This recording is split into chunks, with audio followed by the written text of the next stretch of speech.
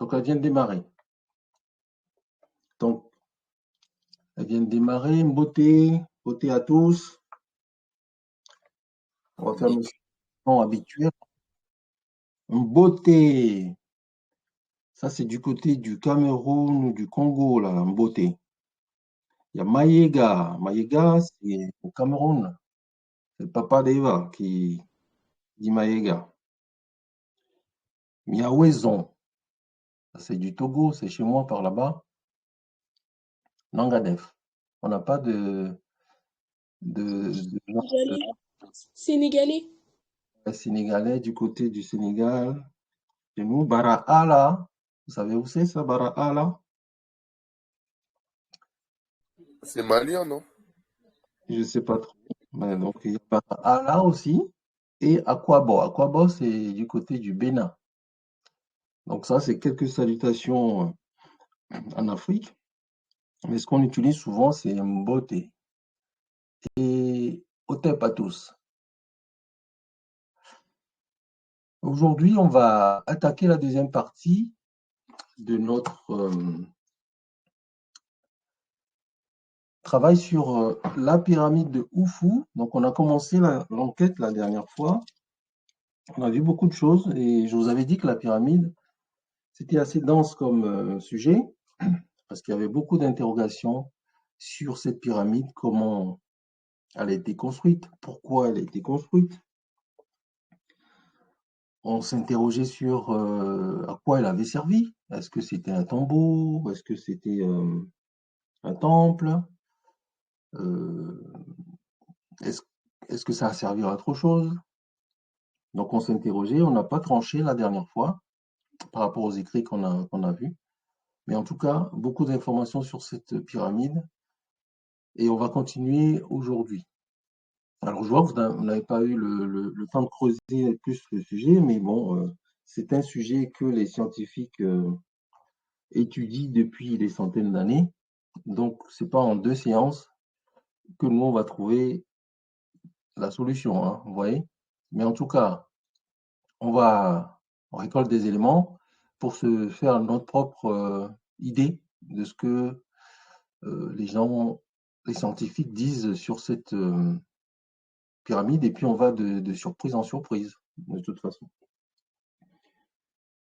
On a vu aussi que elle était parmi, ou en tout cas elle est restée, l'une des 7 merveilles du monde antique. On a vu les merveilles du monde, hein, la statue de Rhodez, le jardin suspendu, quoi d'autre, je ne sais plus. Euh, J'ai plus trop en tête les merveilles, mais en tout cas, la pyramide, par sa grandiloquence et par sa stature, elle est restée, euh, elle est restée vraiment le monument antique le plus impressionnant et qui est encore aujourd'hui visible, qui est encore sur pied.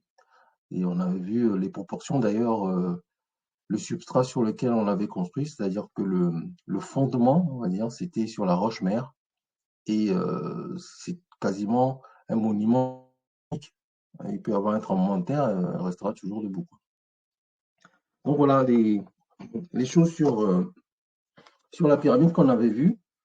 On va continuer aujourd'hui, on va continuer.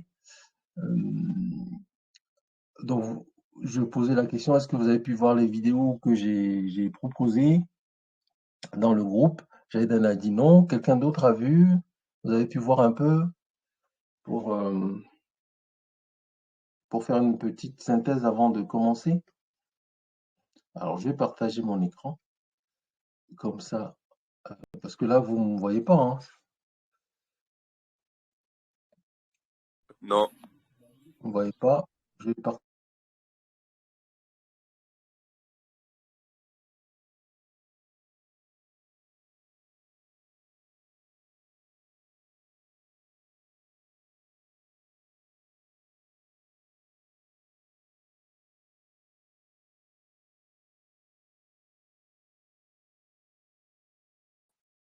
Ben, me revoilà.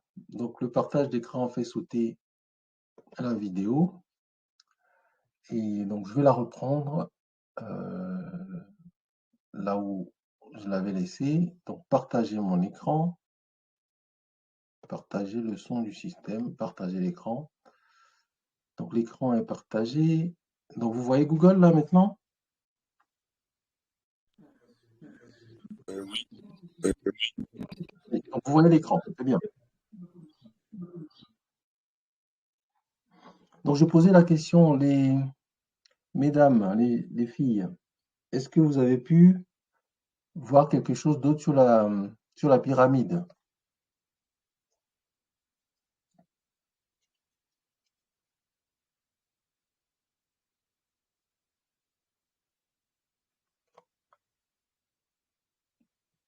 Non? Non, du coup, moi j'étais aussi occupée. Ok. Donc, et alors, puisque il n'y a pas d'autres éléments, on va attaquer. Alors, je voulais aborder, euh, par rapport à la pyramide, Thalès. Puisque vous avez dû voir à l'école qu'on parle de Thalès et la pyramide. Et alors,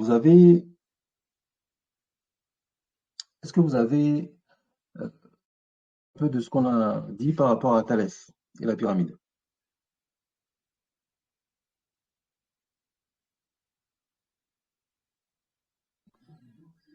Bah, moi, je me rappelle qu'on ait dit que la pyramide, elle était, bah, c'était une création en fait unique. C'était la seule merveille du monde qui est toujours en état intact entre guillemets.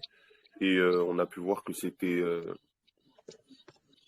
qu'en fait que la manière dont en fait la pyramide a été construite, elle a été construite avec une précision chirurgicale.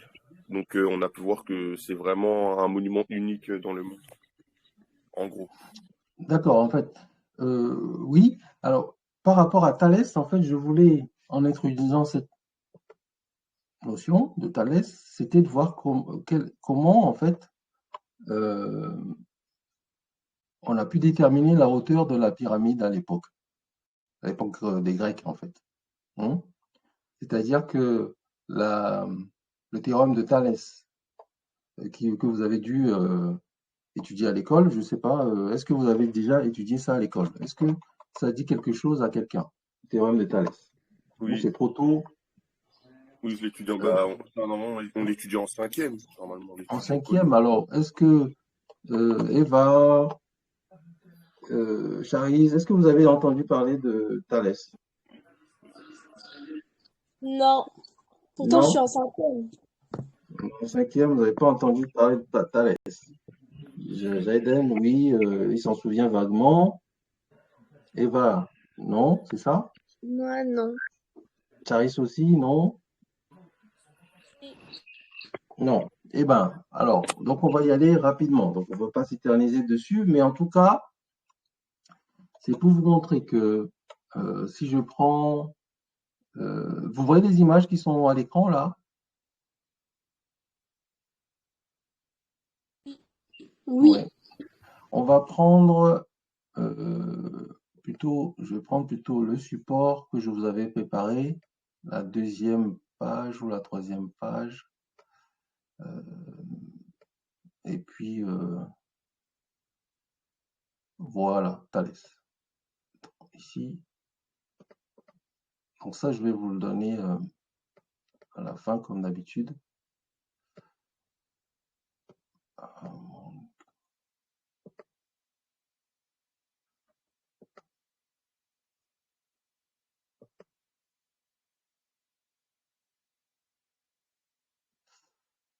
Mon ordinateur. Voilà. Donc là, vous voyez l'écran, la pyramide de Thalès et la pyramide de Thalès. Vous voyez l'écran? Oui, Voilà. Donc, pour calculer la hauteur d'un édifice, quel qu'il soit, là, on parle de la pyramide, Mais ça peut s'appliquer à un bâtiment, ça peut s'appliquer à un arbre, ça peut s'appliquer à vous, la taille de quelqu'un. Vous voyez, pour calculer la hauteur qui est là, AB, hein, pour calculer la hauteur qui est ici, AB, il faut... BBC. Ah, tu veux commenter, Jaden? Non, juste, je lisais en même temps que toi. Oui, voilà. Donc, on considère que AB, c'est la hauteur de la pyramide, d'accord?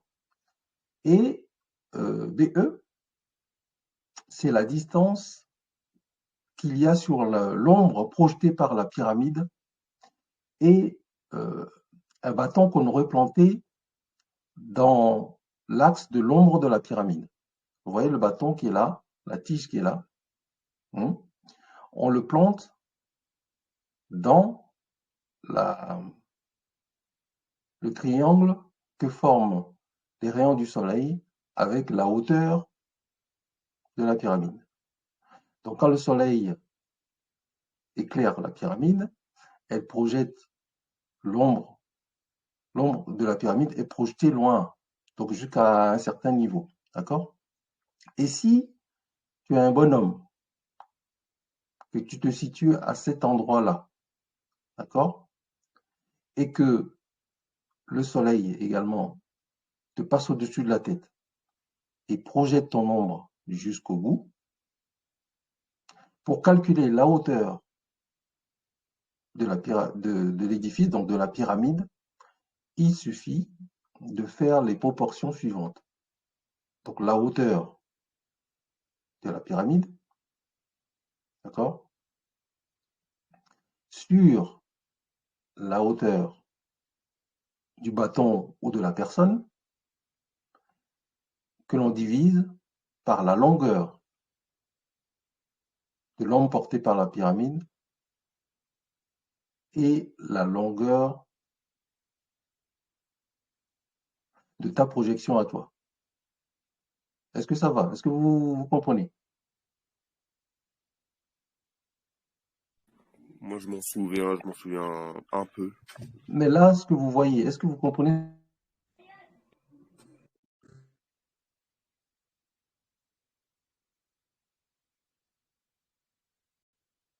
Dites-moi si vous comprenez pas. Mais Moi, je Si. comprends rien. Bon, moi, ça alors, va, je comprends. Eva, tu comprends pas?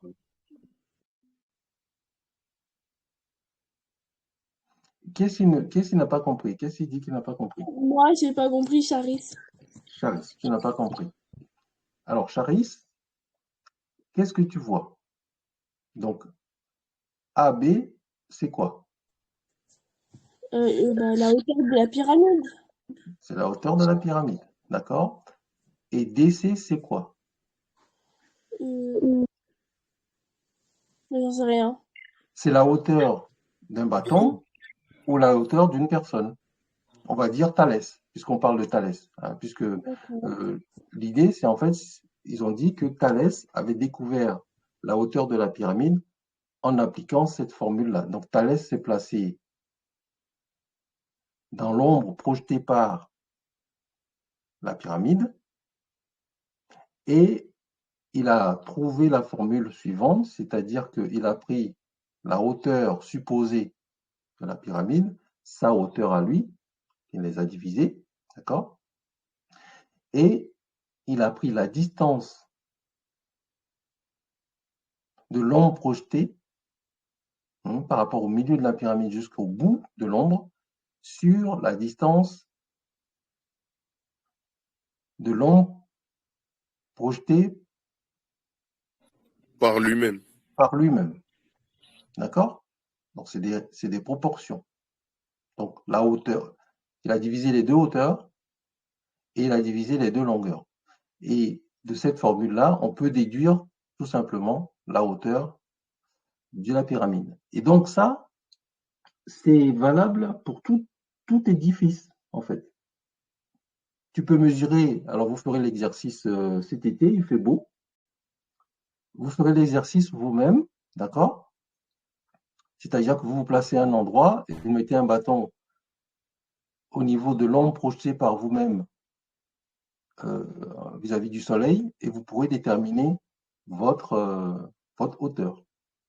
Et donc, il a été dit que c'est le mathématicien Thalès de Milet, qui aurait, bon, on a mis ça au conditionnel, hein, qui aurait découvert ce théorème en calculant la hauteur de la pyramide.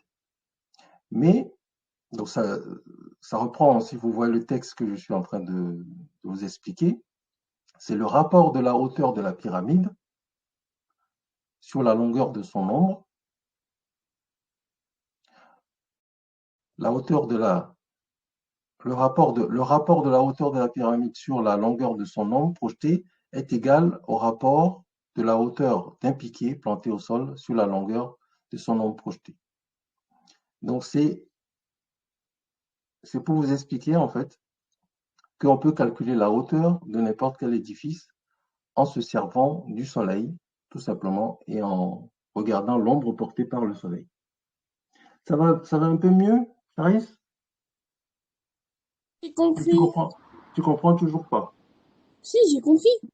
Tu as compris là, Eva, ça va? Oui. Oui.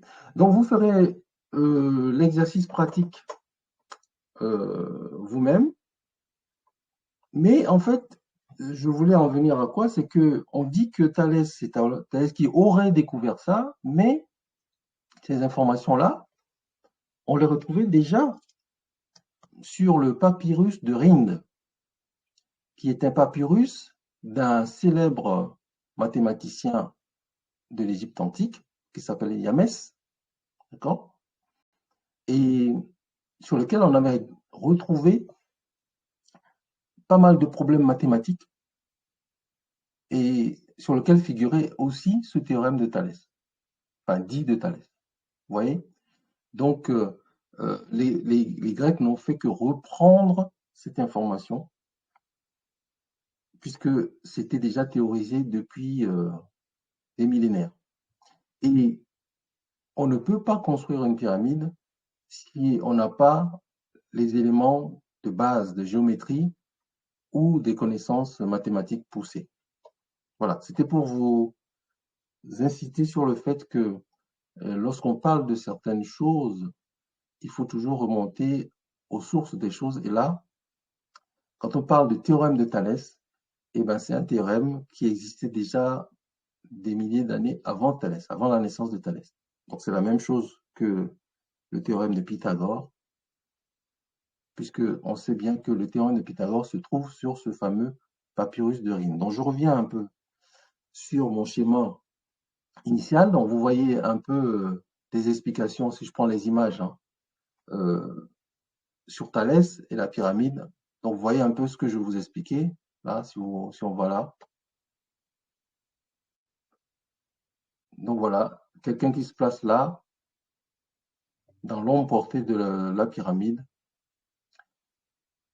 on peut calculer la hauteur de l'édifice, donc de la pyramide, en connaissant la hauteur de la personne. Donc, c'est des fractions qu'il faut faire et pour vous déterminer la hauteur de l'édifice. Donc, ça va?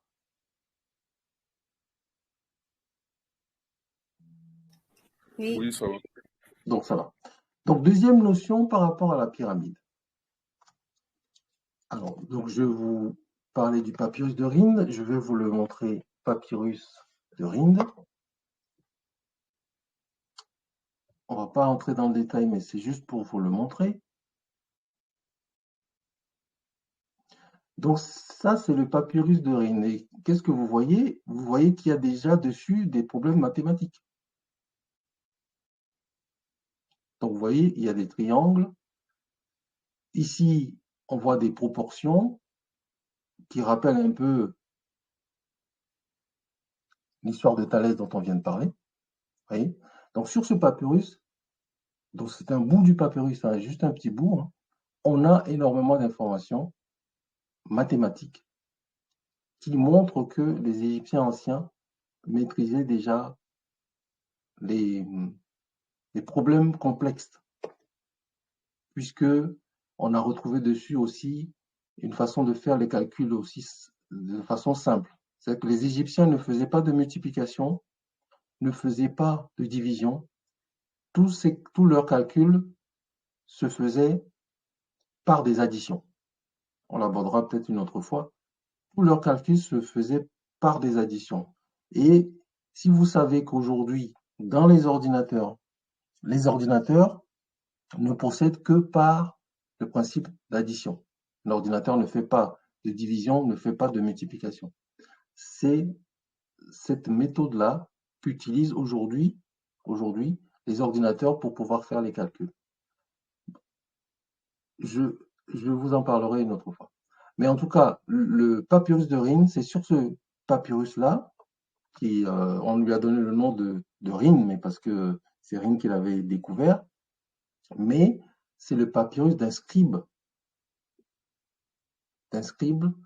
d'il y a 3000 ans, 3500 ans, qui a recopié des problèmes mathématiques, un peu comme aujourd'hui on pourrait retrouver dans les annales de mathématiques que vous utilisez à l'école, donc des copies de problèmes.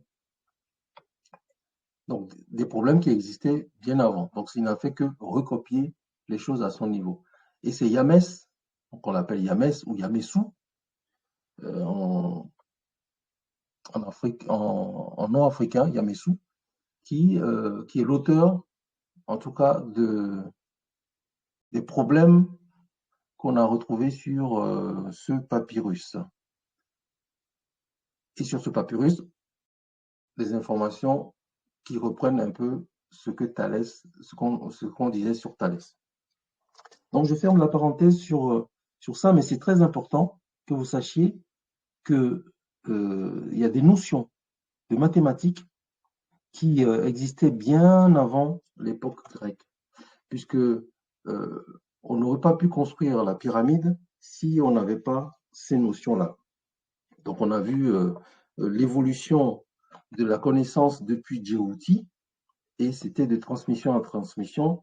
Et Miounou, qui est l'auteur de la construction de la pyramide, l'architecte en chef qui a fait construire la pyramide, n'a fait que reprendre les informations d'Imhotep et des savants bien avant lui. Alors, on va passer à une autre notion sur la pyramide. Alors, les chambres. Alors, les chambres. La pyramide de Khufu, Khéops pour les Grecs.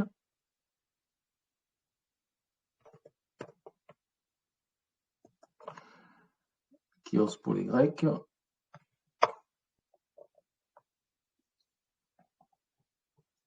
Donc ça, c'est les choses qu'on a vues la dernière fois. On s'était arrêté aux chambres. Voilà. On s'était arrêté aux chambres. Donc, il y a 3 chambres dans la pyramide. 3 chambres dans la pyramide, au niveau de la distribution des pièces de la pyramide. On a 3 chambres. Ici, la chambre du roi, la chambre de la reine et une chambre souterraine. Donc, vous voyez, ici, c'est le substrat, c'est-à-dire le socle sur lequel la pyramide a été posée. Vous voyez que la chambre du roi n'est pas alignée sur la chambre de la reine. On ne sait pas pourquoi exactement, mais on a des intuitions, enfin on a des recherches qui en parlent. Donc on va l'expliquer tout à l'heure. Donc au niveau des chambres, donc il y a 3 chambres. Est-ce qu'elles ont servi de sépulcre, c'est-à-dire de tombeau? On a vu la dernière fois que c'était pas exactement le cas, puisque il y avait des offrandes dans ces pièces-là, mais on n'a pas retrouvé de sarcophage, on n'a pas retrouvé de momies dans ces pièces-là. Alors pourquoi je vous parle des chambres des rois? Donc je vais taper pyramide, je vais reprendre pyramide de Khéops et les chambres.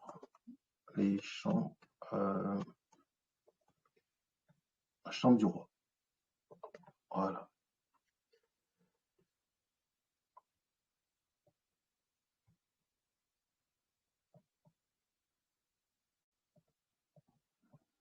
Et sur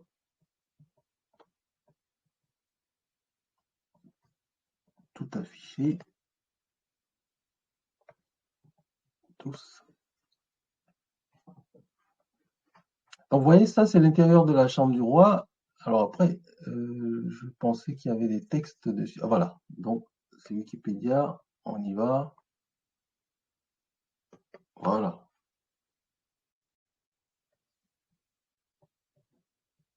Donc, la distribution des chambres, la description des chambres.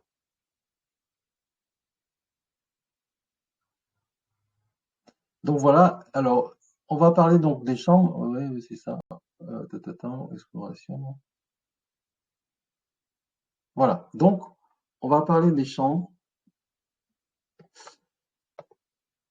Alors, qu'est-ce qui veut commencer à lire sur les chambres?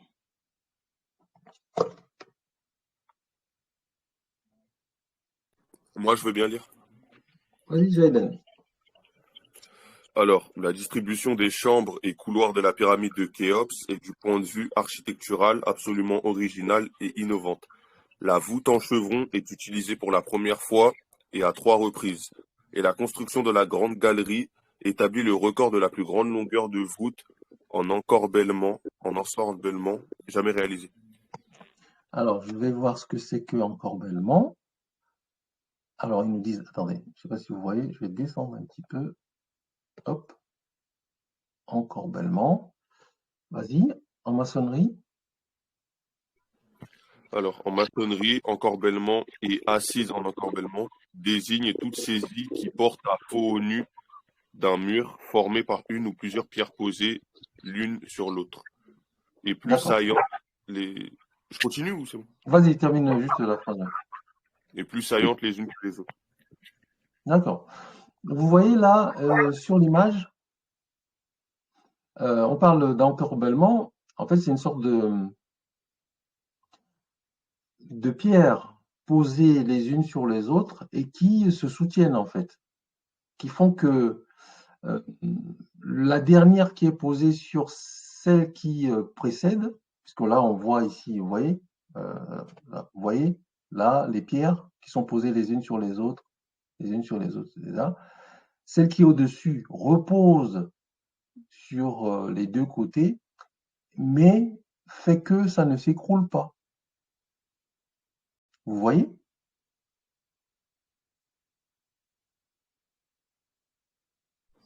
Oui, Voilà. Et donc ça, c'est une prouesse architecturale qui date de 4000 ans. Ça n'a été que repris. Et on le retrouvait déjà au niveau de la pyramide. C'est ce qu'on vient de nous dire. C'est assez original, c'est innovant. C'est-à-dire que c'est c'est la première fois qu'on trouve ce genre de choses, quoi. Et aujourd'hui, encore, aujourd'hui, on utilise des, ce qu'on appelle des chevrons dans les constructions des bâtiments qui sont faits en bois, mais c'est le même principe, quelque part. Vous voyez? Donc, c'est la première fois de toute l'histoire qu'on voit ce type de construction. Et on le voit déjà à l'intérieur des pyramides.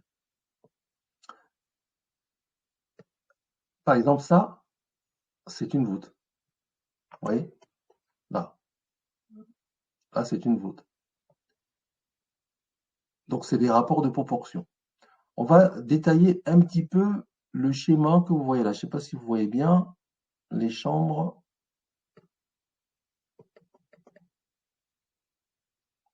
Alors, on va prendre quelle chambre? La chambre du roi. C'est la numéro 10. Je vais dessus. La chambre du roi. Qu'est-ce qui veut dire rapidement la chambre du roi?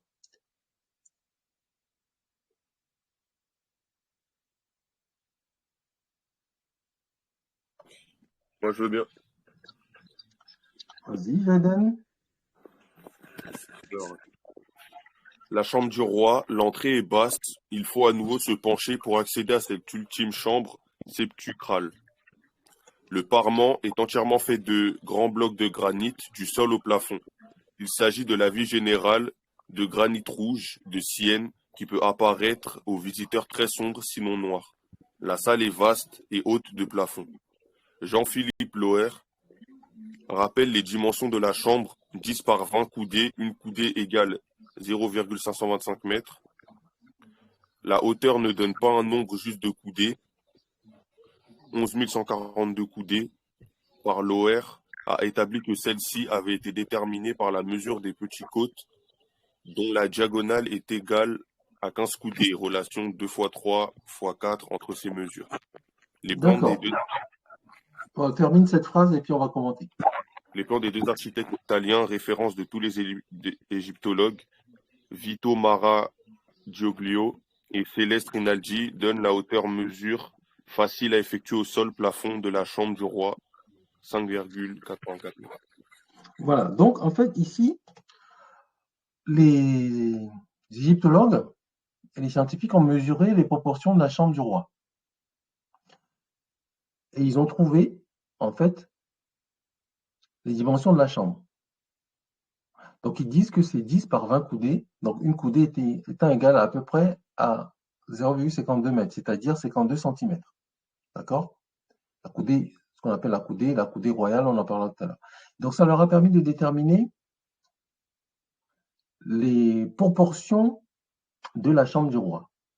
Et on verra tout à l'heure que ces proportions ne sont pas complètement anodines. C'est des proportions qui rappellent en fait des proportions qui sont liées au nombre d'or. Donc on en parlera tout à l'heure, le nombre d'or. Donc dans cette chambre, il y a les proportions et il y a également un sarcophage dans lequel, je vous rappelle, on n'a pas retrouvé de momie. D'accord? Alors, une autre personne pour lire le sarcophage.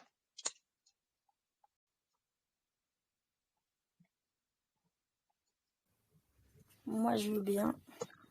Charis? Naïli. Naïli. Vas-y, Naïli. Le sarcophage occupe le fond de la chambre. Il est en assez mauvais état et était visiblement très malmené au cours des âges. C'est une grande cuve parallélépipédique d'une masse de 3 tonnes, à l'origine d'un bloc de 6 tonnes qu'on a taillé, réalisé d'une seule pièce, monolithe, dans un granit d'apparence plus clair que celui des murs. Les commentateurs ont depuis longtemps décrit une rainure trapézoïdale sur 3 côtés destinée à maintenir un couvercle glissant horizontalement, aujourd'hui disparu. De petits cylindrides verticaux ont probablement reçu des goupilles pour verrouiller le couvercle de manière définitive par simple gravité. D'accord. Bon, alors là, il y a deux notions qui sont importantes. On parle d'une cuve parallépipédique. Donc là, vous savez ce que c'est, un parallépipède. Donc c'est un solide à 6 faces. Donc c'est un cube, quoi. Le sarcophage, c'est un cube. Mais il y a une autre notion, c'est une seule pièce. C'est d'un seul tenant. C'est-à-dire, c'est un bloc, un monolithe. C'est quelque chose de massif. C'est pas une pièce qui aurait été composée par d'autres pièces. Est-ce que vous comprenez? C'est un bloc unique, un bloc de granit unique. Vous voyez? Et Jadena a dit tout à l'heure, quand on lisait sur la chambre du roi, on disait qu'elle était composée de granit rouge. Et le bloc qui compose le sarcophage, c'est un seul bloc de granit. Donc ça veut dire qu'il a été creusé. Donc on a pris un bloc et on l'a creusé pour faire le sarcophage. Donc c'est les deux notions importantes dans la chape du roi, outre les dimensions dont on parlera un peu tout à l'heure, qu'il faut retenir. Et ces blocs-là, ce bloc de pierre, de granit là, qui a été montée jusqu'à une hauteur impressionnante, a été trouvée à quel endroit déjà? On l'avait vu la dernière fois.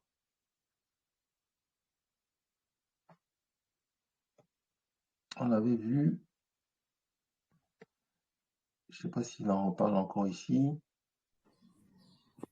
Tu peux répéter, s'il te plaît, j'ai pas vraiment bien entendu. Sur le sarcophage. Donc le sarcophage, donc je disais que c'était un seul bloc, un monolithe. Ça, vous avez compris? Oui, Donc c'est un seul bloc. Et je disais que le granit rouge qui a servi à construire ce bloc-là, il venait d'un endroit dont je ne me souviens plus, on en avait parlé tout à l'heure ou la dernière fois. Parce que quand tu as parlé de la chambre du roi, on en a parlé. Attends, la chambre du roi, ici, tu as dit, voilà, le granit rouge de Sienne, d'Assouan. Voilà. Donc les granites rouges, on en avait parlé la dernière fois, viennent d'Assouan. D'accord? Alors que les quelques blocs de calcaire, il y a une partie des blocs de calcaire de la pyramide qui venaient d'une distance de 400 mètres et d'autres venaient plus loin. Donc les granites rouges viennent d'Assouan. Voilà, donc ça c'est la chambre du roi avec les proportions dont on parlera plus dans les détails tout à l'heure. Après, il y a la chambre de la reine. La chambre de la reine. Qui est-ce qui veut lire? Eva? Eva n'a pas encore lu. Eva, Oui. vas-y. La chambre de la reine, qui mesure 5,7 fois 5,2 mètres, se trouve sur l'axe est-ouest de la pyramide et frôle à 1 mètre près de l'axe du nord-sud. Elle est en bon état général et semble achevée. Seul le sol présente un aspect tourmenté. D'accord. Donc on dit que la chambre de la reine a des dimensions de 5,7 par 5,2. Elle est en bon état, relativement bon état. Et elle est orientée est-ouest et frôle à 1 mètre près l'axe nord-sud. Donc, c'est des positions des chambres qui ne sont pas anodines, qui ne sont pas faites au hasard. Donc, on verra tout à l'heure, si vous avez le temps dans les jours qui viennent de voir le film sur Lavaux, vous verrez le détail de ces choses-là. Il explique bien pourquoi les chambres ont été orientées de telle ou telle façon. Et après, il y a des conduits de ventilation dans les pyramides pour pouvoir faire circuler l'air. Donc, on ne va pas tout aborder. Donc, on a abordé la chambre du roi, la chambre de la reine, la grande galerie, qui est une galerie, vous voyez la taille de la galerie ici? Vous voyez la façon dont c'est étroit, oui, avec des escaliers qui montent. Donc, les gens, quand ils vont visiter la pyramide, ils empruntent cette grande galerie-là. Donc, c'est fait avec des parements là. Vous voyez, les blocs sont assez lisses, hein. Donc c'est assez poli. Donc, c'est quelque chose d'assez bien agencé. Et donc, c'est un long couloir qui mène vers les chambres, notamment la chambre du roi. Donc, on va lire rapidement. La grande galerie est l'une des plus grandes réussites de l'architecture mondiale. Malgré sa petite largeur et sa moyenne hauteur, donc il faut se baisser, d'accord, pour continuer à avancer, sa petite hauteur. C'est la plus longue voûte en encorbellement jamais construite, avec la difficulté de son inclinaison. En plus, elle est inclinée. Elle n'est pas horizontale ou elle n'est pas verticale, elle est inclinée. Donc elle monte sur une inclinaison, sur une pente. Sa conception fut excellente, hormis toutes les séquelles techniques, puisque malgré son ancienneté, elle ne donne aucun signe de fatigue. Ça fait des millénaires qu'elle est là, elle est toujours intacte. Et depuis des centaines d'années, des gens l'empruntent. Et les gens continuent de l'emprunter aujourd'hui pour monter vers la chambre du roi et elle est restée intacte. Elle ne donne aucun signe de fatigue. De plus, la qualité de ses finitions sont polies. Ses joints impalpables n'en finissent pas de susciter l'admiration de tous ceux qui ont eu la chance de la visiter. Elle demeure grandement intrigante puisque personne ne sait au juste dans quel but technique ou religieux une salle si remarquable a pu être construite.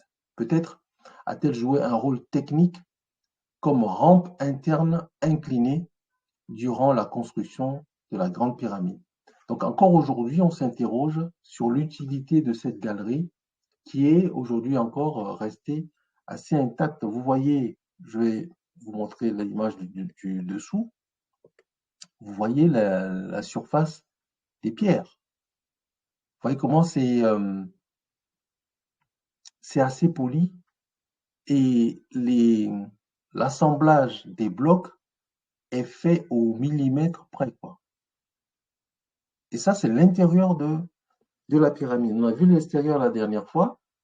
On a vu que la pyramide, une fois qu'elle a été construite, a été complètement recouverte de calcaire blanc, ce qui permettait de refléter la lumière du soleil très très loin. Et d'ailleurs, c'est pour ça qu'on appelle la pyramide. Son autre nom, c'est quoi son autre nom à la pyramide? Vous vous souvenez? Euh, C'est l'horizon de, de- de Khéops. L'horizon de Khéops. Ah oui, Et oui, oui. l'horizon de Khéops parce qu'en fait, comme je viens de l'expliquer, les, le calcaire blanc tout autour à l'époque permettait Ouais, de renvoyer la lumière comme si c'était un phare, quoi. Vous vous souvenez? oui. Voilà. Et d'ailleurs, on l'appelait euh, Aket Oufou, donc l'horizon de Khéops, et on disait aussi que c'était un Akouit, c'est-à-dire que euh, euh, quelque chose de très très lumineux. Donc, vous voyez, la technicité, la finesse de cette pyramide n'en finit pas d'étonner les, les, euh, les savants, enfin, en tout cas les techniciens les chercheurs qui essaient d'expliquer le pourquoi et l'origine du fonctionnement de cette pyramide. Donc, on va s'arrêter sur ces deux chambres. On a parlé de la chambre du roi, de la chambre de la reine et de la grande galerie. Ces trois éléments-là, déjà, sont assez impressionnants dans la pyramide elle-même pour, euh, pour continuer à faire des recherches dessus. Et il y a une troisième notion que je vais évoquer sur l'intérieur de la pyramide. Donc, on a parlé de la chambre du roi, la chambre de la reine, de la galerie. Et il y a une troisième notion, je ne sais pas si vous en avez entendu parler, je l'ai évoqué un petit peu la dernière fois, c'était sur la pyramide, donc je vais revenir sur la pyramide, euh, la voûte, on a parlé je vais prendre une autre page, ou alors je vais plutôt aller directement sur mon document, ça me permettra de ne pas me perdre. Alors,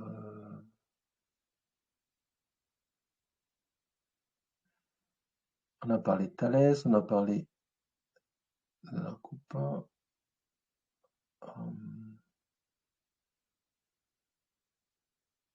Voilà.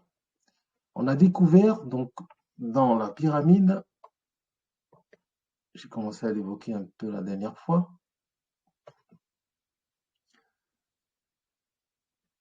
une voûte, en tout cas une pièce qui était vide.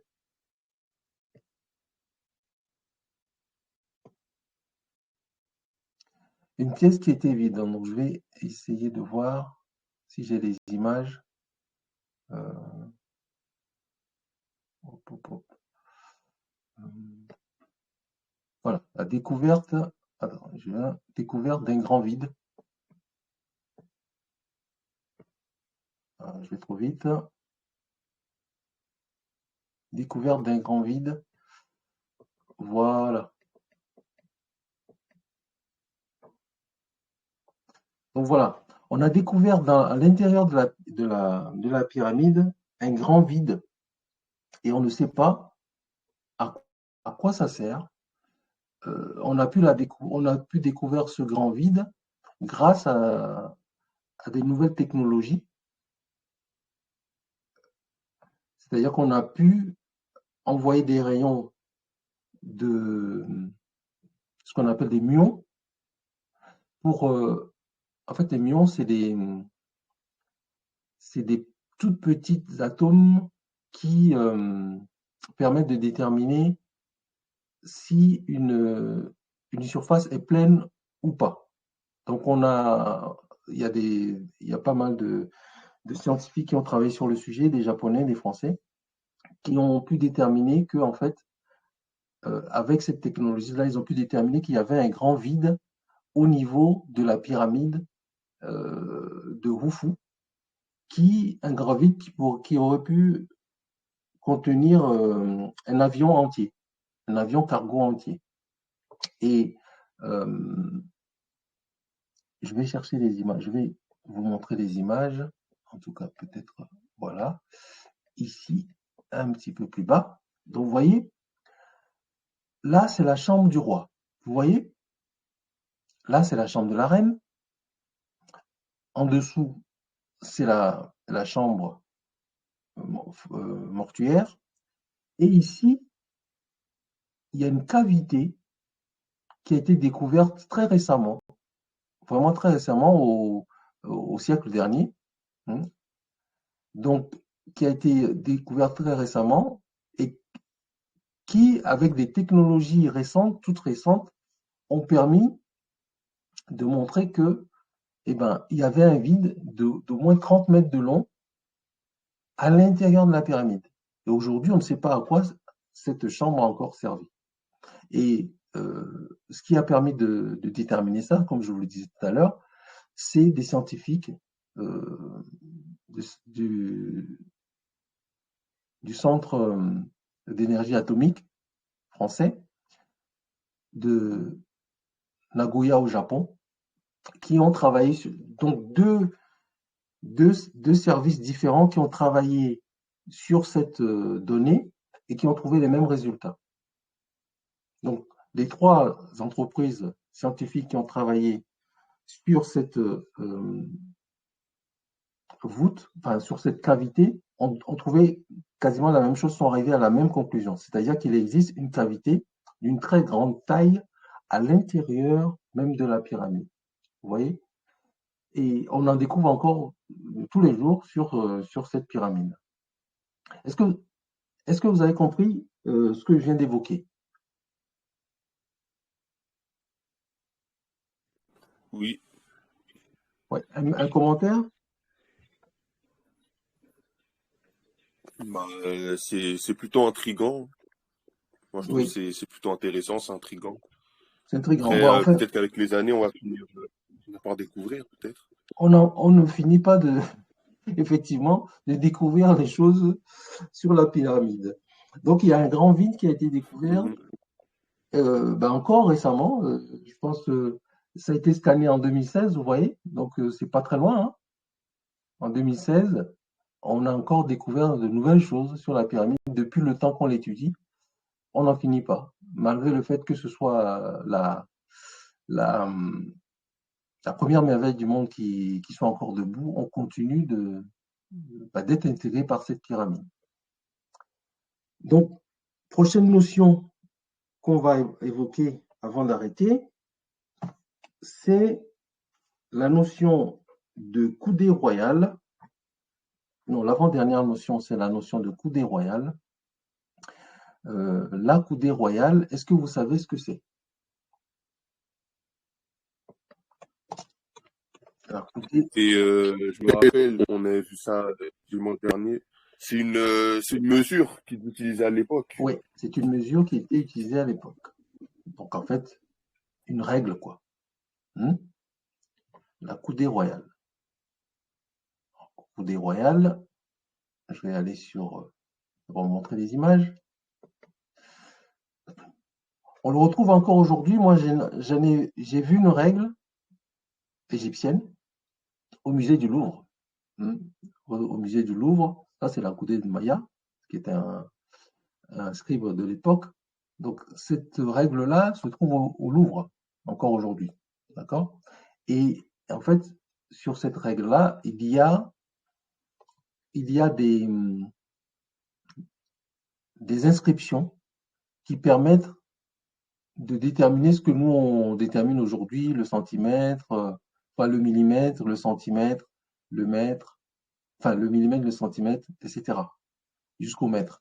Donc, à l'époque, les Égyptiens avaient trouvé un moyen de faire des mesures de façon identique pour leur construction. Donc, ils avaient déterminé la coudée royale. Et la coudée royale n'a pas été déterminée n'importe comment. Bon, on parle de coudée royale. Je vais vous montrer les images. Peut-être celle-là, elle va être peut-être plus visible. Donc, vous voyez, en interprétation, c'est à peu près autant, ça correspond à une certaine distance. La palme, c'est-à-dire que la main elle-même, double palme, vous voyez, la pointe griffée, etc. C'est-à-dire qu'ils avaient codifié les choses de façon à ce qu'ils ne se trompent pas trop, en fait, dans les mesures qu'ils réalisaient. Et donc, ils ont pu déterminer ce qu'on appelle la coudée royale. On va essayer de lire. On va essayer de lire ce que représente la coudée royale. Alors, qu'est-ce qui veut lire la coudée royale? Moi, je veux bien. Vas-y, Jaden. Alors, la coudée royale, appelée également grande coudée, est la mesure de référence du système de mesure utilisé par les architectes égyptiens dans leurs calculs pour l'élaboration de monuments tels que la Grande Pyramide de Gizeh. La coudée royale, qui mesure entre 52 et 54 cm, est à distinguer de la petite coudée égyptienne qui mesure environ 45 cm. D'accord. Donc, vous voyez que c'est une mesure qui représente aujourd'hui un demi-mètre, quoi, à peu près, pour nous. 52 cm. Et cette coudée royale, qui était appelée à l'époque Nessout, donc ça c'est la transcription hiéroglyphique, représentait à peu près 52 cm, 52 à 54 cm de distance. Et en fait, cette coudée n'est pas anodine. Elle a été déterminée.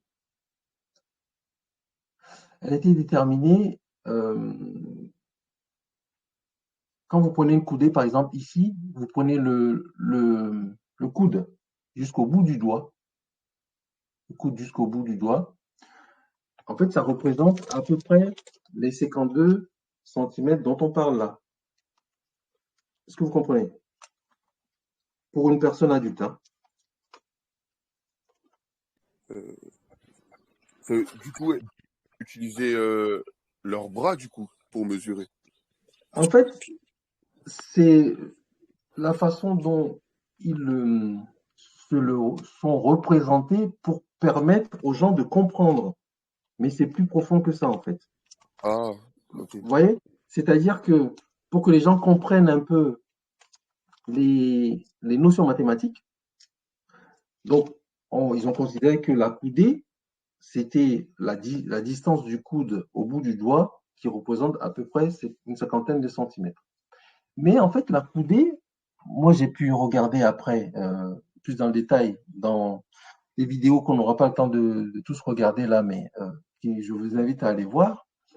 La coudée a été déterminée par je dirais, des proportions qui ont été faites par rapport à la surface du globe terrestre et les distances cosmiques, les distances des étoiles euh, dans le cosmos. C'est assez impressionnant la façon dont ils sont arrivés à déterminer cette distance-là. Donc c'est un peu compliqué à expliquer dans les détails ici pour le temps qui nous reste, mais sachez que c'est une mesure extrêmement précise qui a été déterminée par les Égyptiens à l'époque. Et le fait d'avoir fait cette règle qui permet en fait de mettre tout le monde d'accord sur ce qu'on entend par telle distance ou telle distance, leur permettait de faire des monuments qui étaient normés. Vous voyez, parce que chacun peut construire comme il veut, mais à partir du moment où on a déterminé les distances, on peut derrière administrer. On peut faire des mesures de terrain.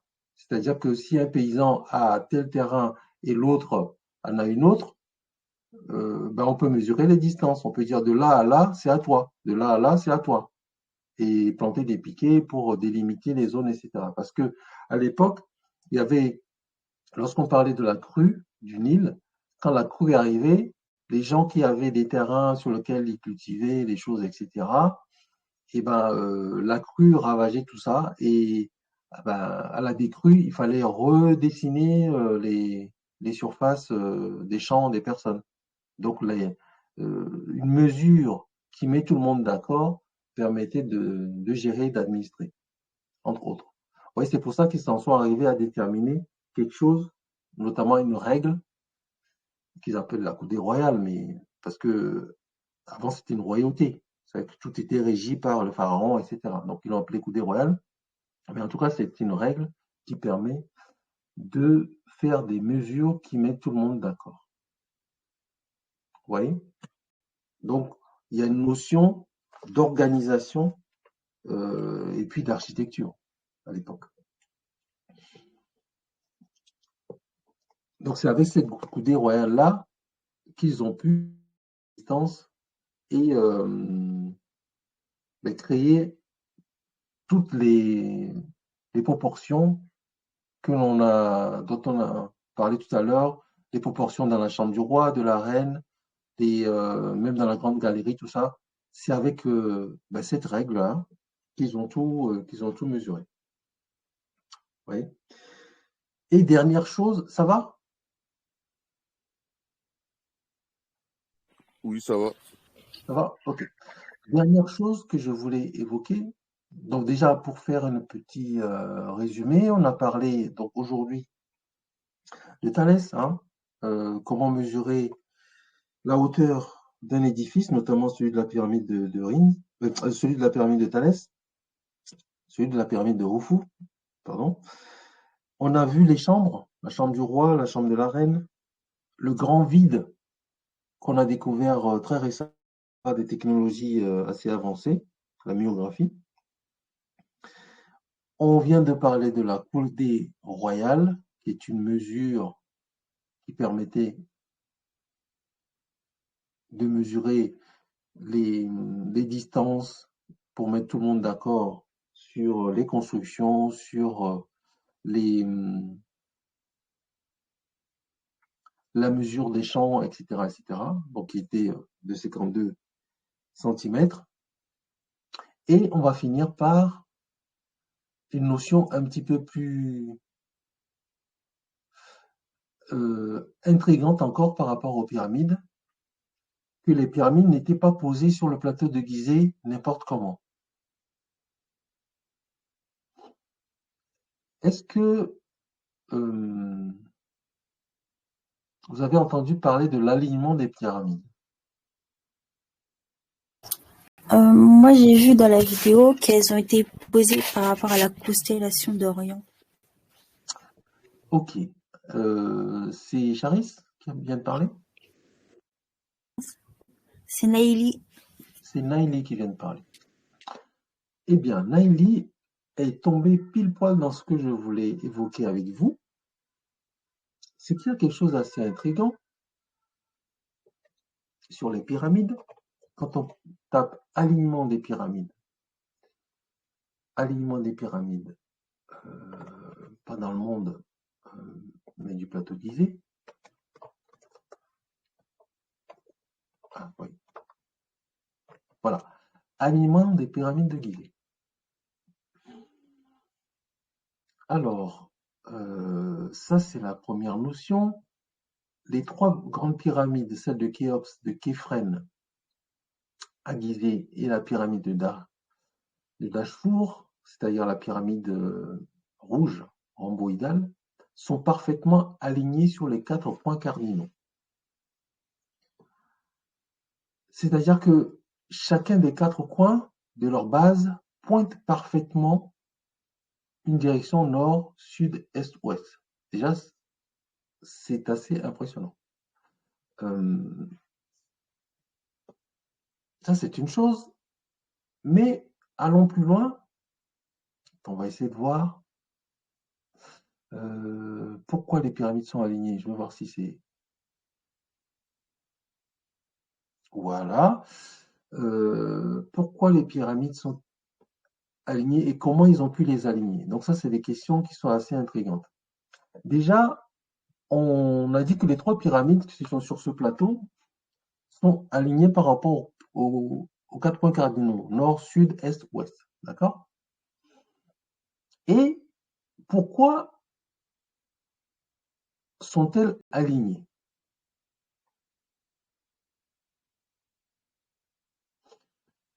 Ici, on va lire dans Ça m'intéresse. On va prendre le premier, hein, on va voir ce que ça nous donne. Pourquoi les pyramides sont alignées? Et après, on viendra sur la notion que Naïli vient d'évoquer. Ici, on nous dit quoi? Le secret de l'alignement des pyramides, la question de l'équinoxe. Alors, est-ce que vous savez ce que c'est que l'équinoxe? Oui. Oui, j'ai oublié, mais oui, je crois savoir ce que c'est. Alors, c'est qui ce qui a dit oui avant Jaden? Je vois, comme je ne vous vois pas, hein, Charis. Charit. Charis. Bah après, ça dépend aussi de quoi vous parlez, mais moi je pense. Oui, je parlais de l'équinoxe. Est-ce que vous savez ce que c'est que l'équinoxe? Jaden me dit oui, toi tu m'as dit oui. Est-ce que tu peux me dire ce que c'est que l'équinoxe? C'est pas entre l'été et l'hiver ou un truc comme ça. Oui, très bien. C'est très très bien.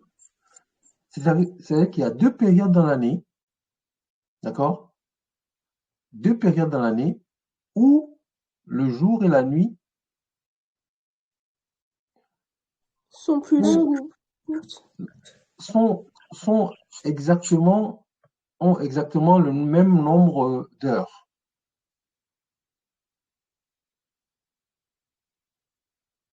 Est-ce que vous comprenez? Il y a une période dans l'année, d'accord, où la durée du jour est exactement égale à la durée de la nuit. C'est bon? Oui, Et ça arrive 2 fois dans l'année, donc c'est-à-dire au passage du printemps, voilà, c'est-à-dire que au printemps, quand on arrive au printemps, c'est-à-dire qu'on passe de l'hiver dans la zone de l'été, ah, d'accord? d'automne à hiver. Exactement. Et un autre qui arrive en automne lorsqu'on part de l'été à l'hiver. OK? Donc, à cette période-là, comme on sait que le jour et la nuit sont exactement de la même durée, eh bien, lorsqu'on plante un bâton dans le sol, on voit comment le soleil fait bouger l'ombre. On voit comment le soleil fait bouger l'ombre entre telle heure et telle heure. Donc on voit on voit en fait c'est d'ailleurs comme ça qu'on a pu déterminer le nombre d'heures dans la journée sur les cadrans solaires, etc. Je ne sais pas si vous avez déjà vu les cadrans solaires qui faisaient office de montre à l'époque. Il y en a encore dans certains villages, quand on se promène, sur les murs, il y a encore des cadrans solaires.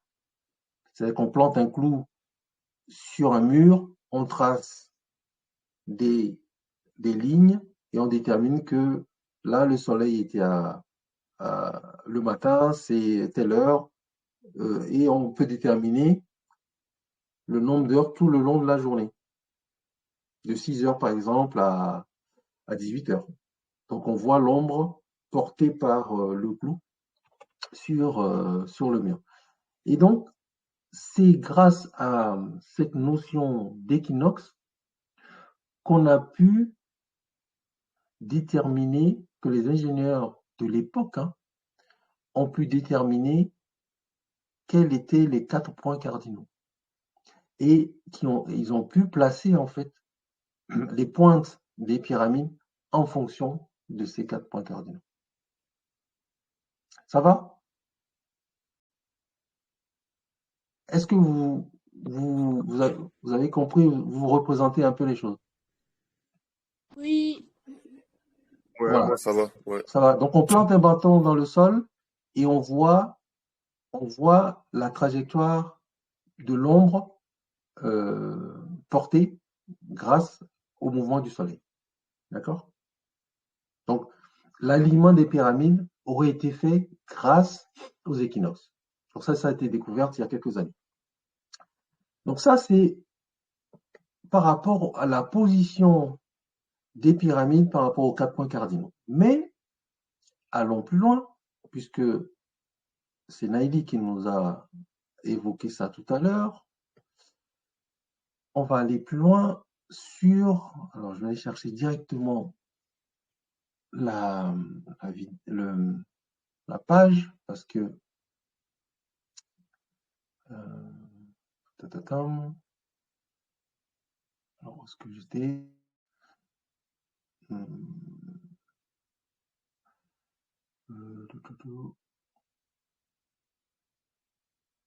L'alignement, le secret d'alignement, je ne sais pas si c'est celui-là, je vais aller voir.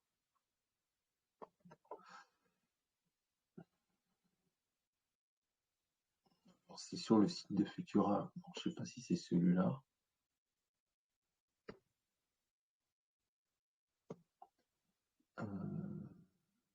Non, ça explique un peu ce que je venais de vous expliquer. Vous voyez, quand on plate un bâton et un bâton plus petit, on peut voir les ondes portées en fonction du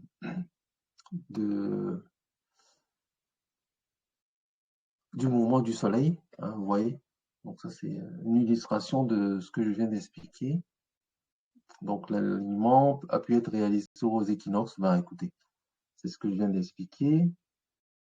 Je vais plutôt alors prendre mon document pour finir sur cette notion de la constellation d'Orion que Naïli vient d'évoquer. Donc ça, c'est le support. Voilà. Voilà.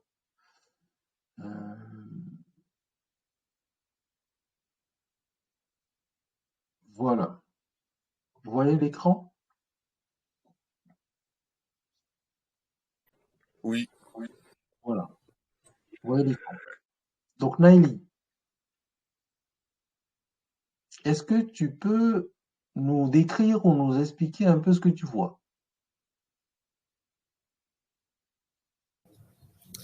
Dans la première image, on voit la constellation d'Orion et les trois pyramides. Et dans la deuxième, on peut voir aussi la constellation d'Orion d'un autre point de vue et qui est reliée par des pointillés avec d'autres pyramides pour montrer qu'ils ont les mêmes emplacements. Super.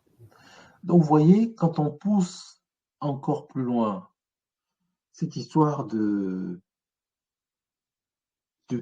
plateaux de Gizeh, de pyramides, on se demande, mais c'est-à-dire que ça, c'est des choses qui ont été découvertes tout récemment. C'est-à-dire que, quand je dis tout récemment, par rapport à la période où les pyramides ont été construites, vous vous souvenez, la période où ça a été construit, ces pyramides-là, c'est la 4e dynastie. Moins 2500, moins 2600. Donc, 4000 ans, 4500 ans. Et au 19e, 20e siècle, on découvre encore des choses sur ces pyramides. C'est-à-dire qu'on se rend compte qu'il y a des corrélations entre ce qui se passe au niveau céleste et ce que les Égyptiens anciens ont voulu traduire au niveau du sol, quoi. Et on se rend compte que c'était pas placé par hasard. Vous voyez la pyramide de Khéops, elle est alignée sur une étoile, l'une des plus grosses étoiles, pas la plus petite, la plus grosse étoile de la ceinture d'Orion. Celle de Képhren, celle de Mykonos, voilà, sont alignées sur les constellations du ciel. Et puis les autres, sur le plateau de Gizeh, il n'y a pas que les trois, il y en a d'autres, des pyramides. Elles sont alignées sur des étoiles. Alors on voit, c'est la Voie lactée. Quand vous levez les yeux au ciel, ça c'est la Voie lactée. Vous voyez, c'est la Voie lactée. Donc avec toutes les étoiles, etc. Et vous avez plein d'étoiles.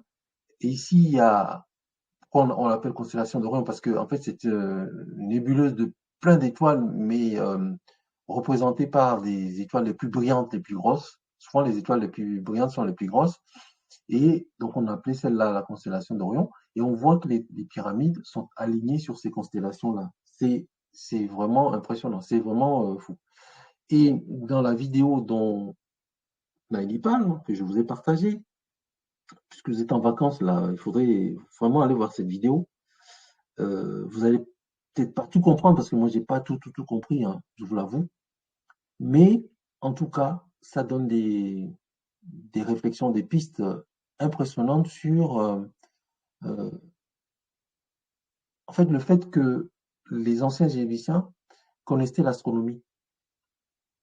C'est-à-dire qu'ils décryptaient le ciel et en fait pour eux, dans leur vision des choses, le cosmos et la nature étaient complémentaires, quoi. L'infiniment grand rejoignait l'infiniment petit. Et ils essaient de le représenter au sol.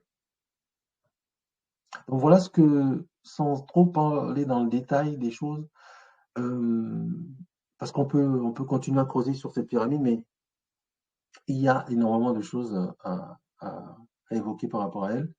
Mais ça vous ouvre des champs de réflexion, des pistes. Si vous êtes intéressé, si vous voulez aller plus loin, l'idéologie, c'est d'aller chercher de l'information, de les croiser, d'essayer de comprendre les choses. Et là, eh bien, on nous a donné pas mal de notions qui nous permettent de voir que finalement, on s'est posé la question de savoir est-ce que les pyramides, c'était des tombeaux, est-ce que c'était des temples? Et là, on aborde deux notions par rapport aux pyramides que sont l'astrologie. Finalement, est-ce que ce ne serait pas des,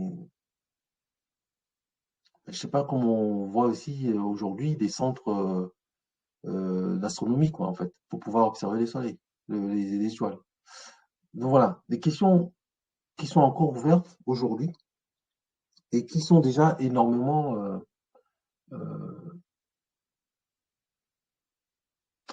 impressionnantes ou en tout cas inquiétantes par rapport à la technicité,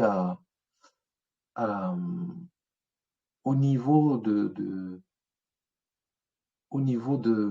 d'expertise qu'avaient les anciens Égyptiens. Vous avez d'autres commentaires par rapport à ça? Parce qu'on a l'écran là. Qu'est-ce que ça vous inspire? Oui, moi, ça m'inspire. Vas-y, Jadem. Bah, on voit ils avaient pas forcément la même vision des choses que nous. C'est là qu'on voit que l'époque, ça change, forcément, ça change la mentalité et la vision que chacun peut avoir. Et non, franchement, je trouve ça très, très, très intéressant. Honnêtement, franchement, je trouve ça intéressant, intriguant. C'est vrai que ouais, ça pousse à la réflexion. Ok. Et pour finir, pour encore aller plus loin, après on finit avec ça, parce qu'il est presque 20, c'est que on s'est rendu compte que les Égyptiens avaient placé leurs pyramides sur le plateau de Gizeh, d'accord? Mais il y a d'autres pyramides dans le monde qui sont alignées aussi sur en fait, qui sont alignées sur des axes qui passent quasiment au même endroit. Alors, je vais vous montrer. Je prends juste cette image. Voilà. Peut-être celle-là elle est plus claire. Voilà. Donc ici, attendez, on va peut-être.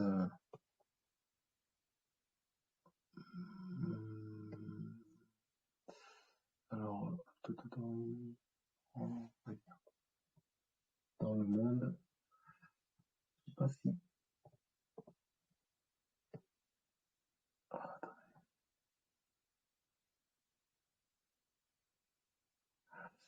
Euh,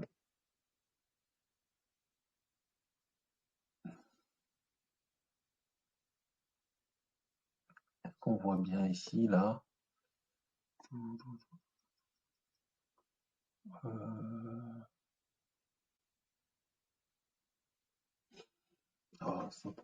voulais juste vous montrer que les pyramides de Gizeh sont alignées sur un axe là, par rapport aux pyramides que l'on trouve au Mexique et également que l'on trouve en Asie. Je vais peut-être revenir un peu sur les images, peut-être ça va mieux me montrer les choses. Ouais, je pense que ça doit. C'est plutôt ça. On va voir ça. On va voir si ça nous l'explique. Alignement, distance, île de Pâques, Gizeh, encore. Ouais, c'est de la pub. Ça va pas. Il y a trop de pub.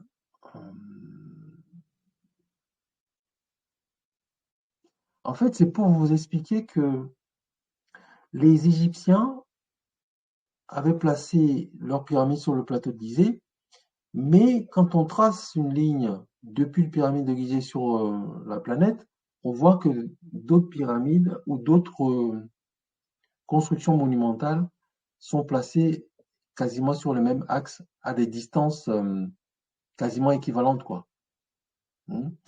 Et je cherchais, alors peut-être que je vais aller sur mon document, ça va me permettre de trouver peut-être plus rapidement.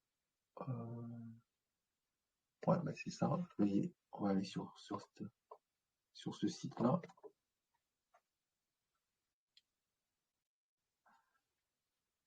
À chaque fois, j'ai de la pub.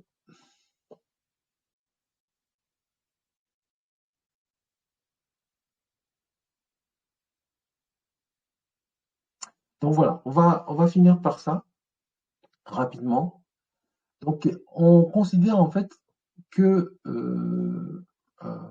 les pyramides dans le monde, attends, je vais juste descendre et finir par ça. Les pyramides dans le monde sont alignées à quasiment égale distance et sur une ligne que l'on peut retrouver depuis l'Amérique, en passant par l'Afrique, jusqu'en Asie. Mais bon, ces théories-là sont un peu controversées, mais ça mérite quand même de, de faire un petit point là-dessus, un petit focus là-dessus. Vous voyez l'image que je vous montrais tout à l'heure. Attendez, hop. Je vais reprendre l'alignement des pyramides. Voilà, l'image que je vous montrais tout à l'heure, celle-là, on va s'arrêter dessus.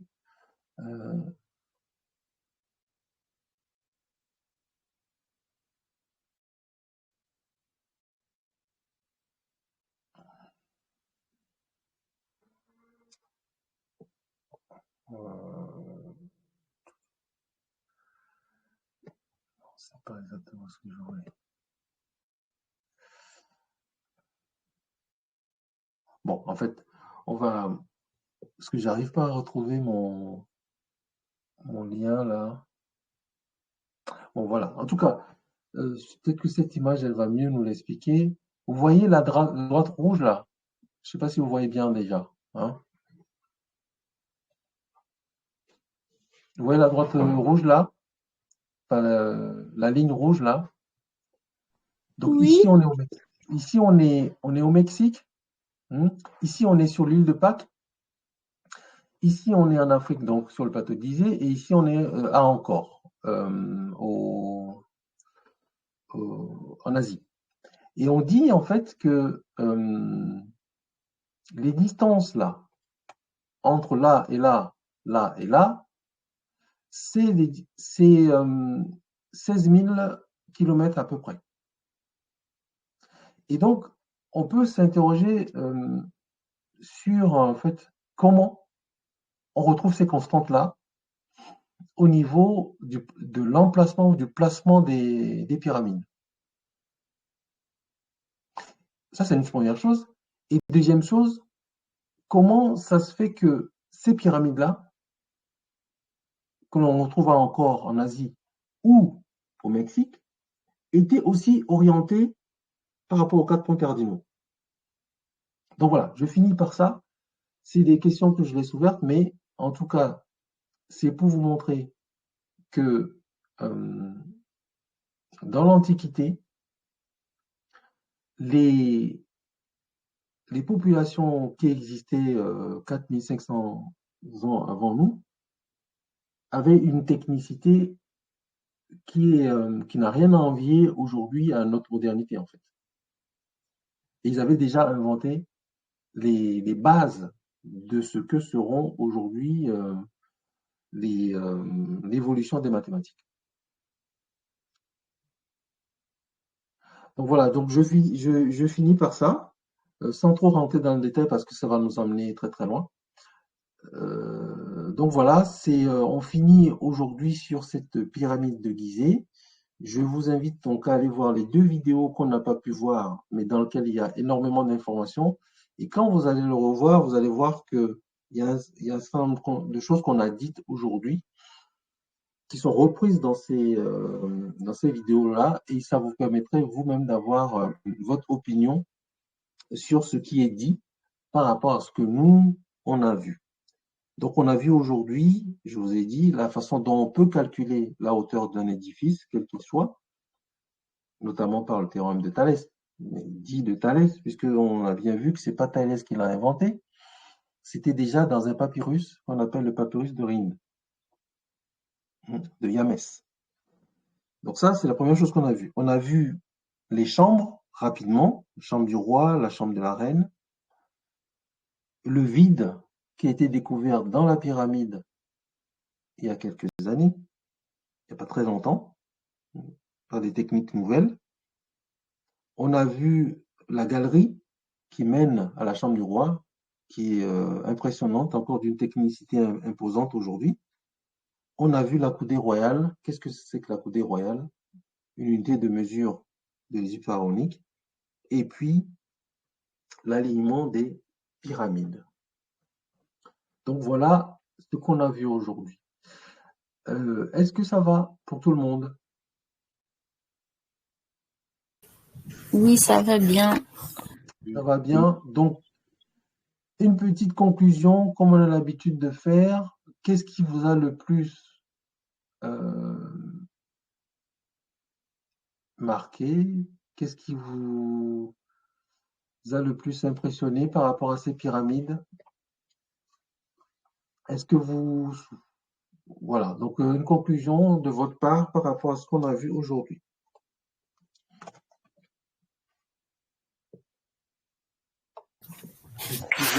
Commencer.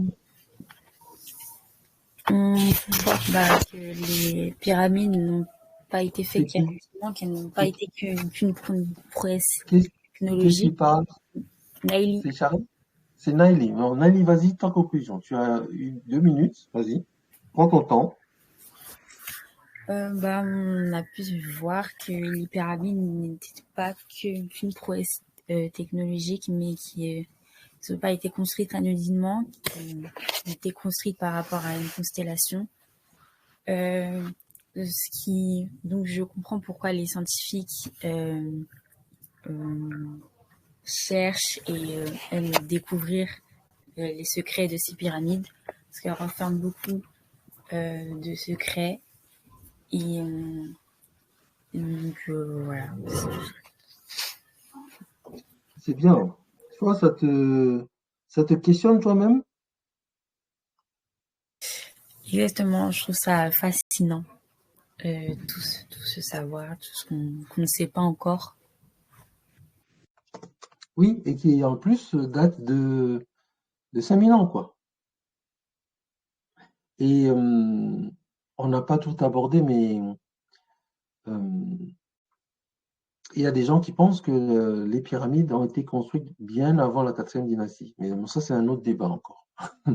Mais toujours est-il que je vais reprendre tes mots. C'est fascinant, Laëlie. Merci pour ta conclusion. Qui d'autre est là?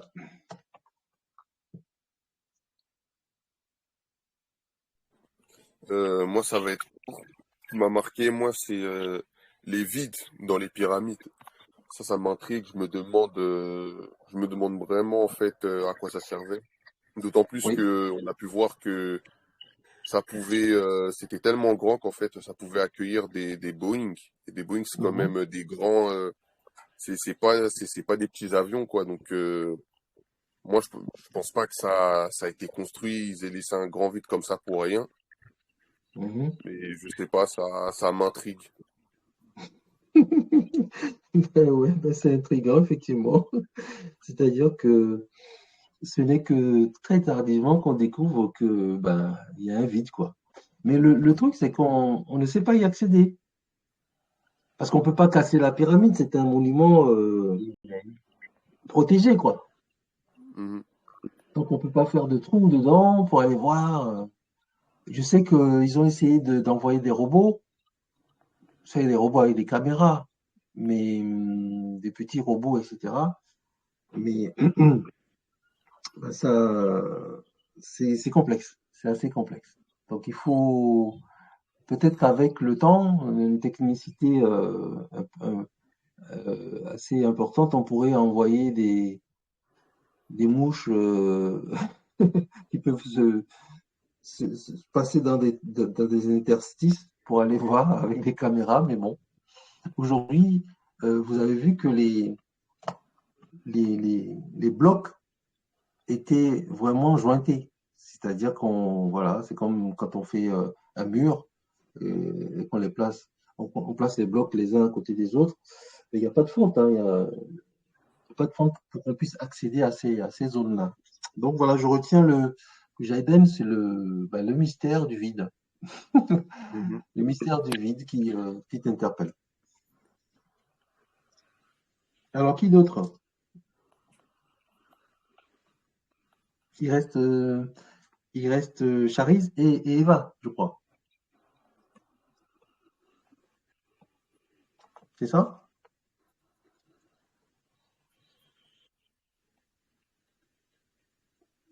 Elle est là, Eva? Donc, moi, en fait, c'est au tout début, donc avec les calculer la hauteur avec l'ombre et le soleil. Et D'accord. Tu vas le faire? Tu vas essayer de le faire? oui, oui. Tu nous, tu nous feras ton retour d'expérience. Alors, qu'est-ce que tu vas mesurer? Je sais pas encore. Bon, peut-être un arbre ou bien un bâtiment. Oui, Ben, peut-être. tu nous diras, d'accord? Donc, toi, c'est la façon de calculer la hauteur d'un bâtiment par rapport au théorème dit de Thalès. En fait, c'est le théorème qu'on a retrouvé sur le papyrus de Rhind, notamment, reporté par le scribe Yamessou. Donc, la façon de calculer la hauteur d'un édifice, c'est ça qui t'a un peu interpellé, Eva. Et alors, Charis, on va terminer avec Charis. Moi, c'est plutôt du coup les alignements. Je me demande si ça fait pas une forme à la fin. Pourquoi ils ont fait ça surtout? Parce que je pense pas que il n'y a pas de raison derrière. Oui. C'est-à-dire que toi, au vu des deux séances qu'on a fait sur la pyramide, eh ben la question reste en suspens, c'est ça? Oui. Hmm. Eh ben, écoute, c'est vrai que voilà, ce sera une belle conclusion puisque de toute façon, il y a encore énormément de choses à découvrir sur cette pyramide. Bon, est-ce que ce fut un tombeau?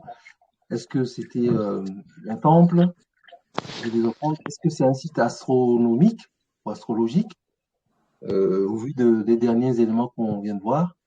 Et vous verrez que dans les vidéos que je vous ai partagées, il y a énormément de choses qui sont évoquées, notamment le nombre d'or. On n'en a pas parlé, hein, le nombre d'or. On pourrait peut-être en parler une autre fois. Le nombre d'or. Allez chercher ce que c'est que le nombre d'or ou le nombre pi. Hein. Le nombre pi, ces deux notions-là, il faut aller le chercher. On le retrouve dans la pyramide. Le nombre d'or et le nombre pi sont des constantes qui existaient déjà à l'époque, qui ont été découvertes par les Égyptiens anciens. Hein. Donc vous avez noté le nombre d'or et le nombre pi. Oui. Donc vous irez chercher des infos là-dessus. C'est des notions qu'on retrouve également dans la pyramide de Khufu. Eh bien, merci à vous, merci les jeunes d'être aussi présents et passionnés par tout ce qu'on est en train de voir ensemble. Qu'est-ce qu'on fait pour la prochaine fois? Est-ce que vous êtes en vacances? Est-ce que vous êtes là? Comment on s'organise?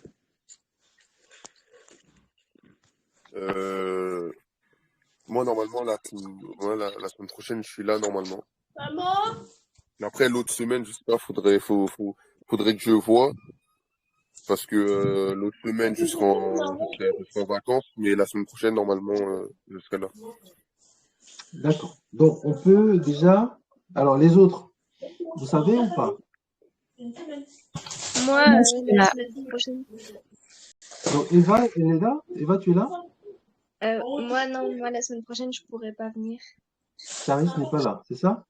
Non, mais justement, ils sont en train de parler des vacances Non, pour voir Eva. quand. Donc, alors, Jaden est là. Jaden est là. Eva, tu es là? Tu sais pas. Toi, tu as dit non. Non, moi, je pourrais pas venir la semaine prochaine. Eva n'est pas là. Jaden est là. Charis. Moi, je suis là pour y venir. Charis est là? Oui. Oui, Charis est là. Et Laëli? Moi, je serai là. Donc, on a 3 sur 4. Bon, donc on peut la faire. Et puis, Eva regardera l'enregistrement. On fait comme ça? Oui. Ok, alors, il y a, il y a peut-être 2 autres personnes qui vont nous rejoindre, je ne sais pas quand, mais peut-être à la rentrée. Mais donc nous, on va continuer. Alors, qu'est-ce qu'on voit la semaine prochaine, alors, du coup? Qu'est-ce qu'on peut voir? Parce on a fait deux cours sur rien que la pyramide. On a vu quelques savants. Donc, qu'est-ce qu'on fait? On continue sur les savants ou vous voulez voir autre chose? Sur la mythologie. Sur la mythologie, d'accord. Alors, Non, c'est c'est vrai. vaste la mythologie. Alors, attends. Qu'est-ce qu'il a dit sur la mythologie? Charis. Charis. Alors, qu'est-ce qui t'intéresserait sur la mythologie? Parce que c'est vaste, hein, la mythologie.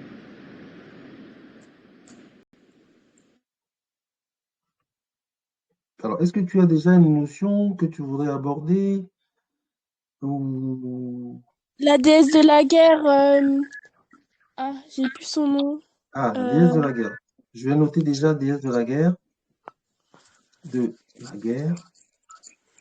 Sekhmet? euh, Sakamatu? oui, c'est ça. Sakamatu. Ok. Donc, on peut aborder Sakamatu, la déesse de la guerre. Euh, Quoi d'autre?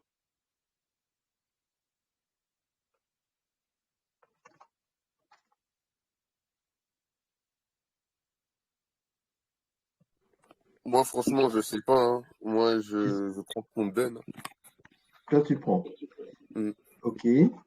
Et donc, c'est Charis qui a choisi alors. Et Naëli, ça va? Tu suis? Oui, ça va. Moi, ça me va. Moi, j'ai rien contre. Ça te va. Bon, alors donc, on se met tous d'accord.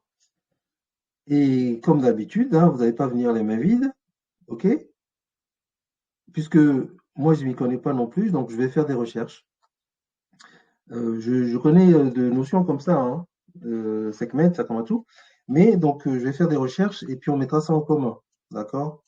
Dimanche prochain, déesse de la guerre. On va un peu laisser de côté les savants, quoique c'est une déesse qui va nous en apprendre beaucoup aussi sur certaines choses. Donc, Sakamatu, Sekhmet, déesse de la guerre, c'est acté pour tout le monde donc, pour dimanche prochain. Eh bien, au TEP à tous, pour dire au revoir, donc c'est en volant, c'est comment? Au revoir, c'est comment? Moi, ça dépend. Ça peut être ciao en portugais. Ciao! En portugais? Non, pas en portugais. C'est ciao, c'est ça? C'est Exactement. d'où ça? C'est d'où? C'est quel pays en Afrique? Bah, moi, je viens du Cap-Vert. Voilà. Du Cap-Vert, ok. Alors toi, c'est... Alors je vois pas qui parle, mais... Attends, je C'est vais... Naïli. Nadi, donc c'est Cap-Vert, on vous dit Tiao, c'est ça? Vous dites Tiao. Oui. Vous dites Tiao. Alors c'est Yao, c'est ça? Tiao. Tiao. Non, non, c'est Non, c'est comment? C'est comment? T-C-H-A-U. Ah, Tia, TCH, Tia, TCH, T-C-H-A-U. AU. Ah, ça c'est ciao, ciao. Ça c'est, je viens de découvrir ça. Ciao. Ok, ciao. Ah, ben écoute, ciao, ciao.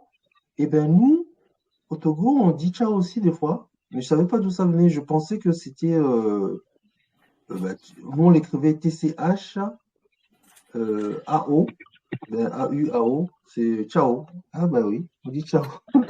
C'est marrant. Ciao. Et Jaden, c'est quoi déjà? J'avais oublié. Mon Jaden. Lingala et Chikala Malam. Alors, Tikala Malan. Oui. Tikala Malamu. Que je te dise comment on l'écrit? Alors, oui, vas-y, dis-moi. Alors, Tikala, Tikala, Alors, Tikala, Tikala. et Malamu, comme tu l'entends, juste mou, M-U. Ah, Malamu, ok. Malamu. Tikala Malamu. Ah ouais, Mhm. Tikala Malamu. Ciao, Tikala Malamu. Et Eva, c'est quoi chez toi? Je sais plus. Tu sais plus. Bon, tu sais plus. Ah non, mais donc, on est trois. Qui manque qui là? Eva, j'ai un. Ben, on a tous. Ben, il manque moi, alors Dogo. Nous, c'est Dogo. À la semaine prochaine, Dogo. Miyadogo. Tikala Malamu. Et Miadogo. ciao. Ciao, ciao, ciao. Allez, passez un bon dimanche et une bonne semaine. Et donc, faites des recherches sur Sekhmet, hein, d'accord? Oui. Merci. Bye bye. Et je vais faire là, arrêter l'enregistrement. Arrêter. Mettre fin au salon.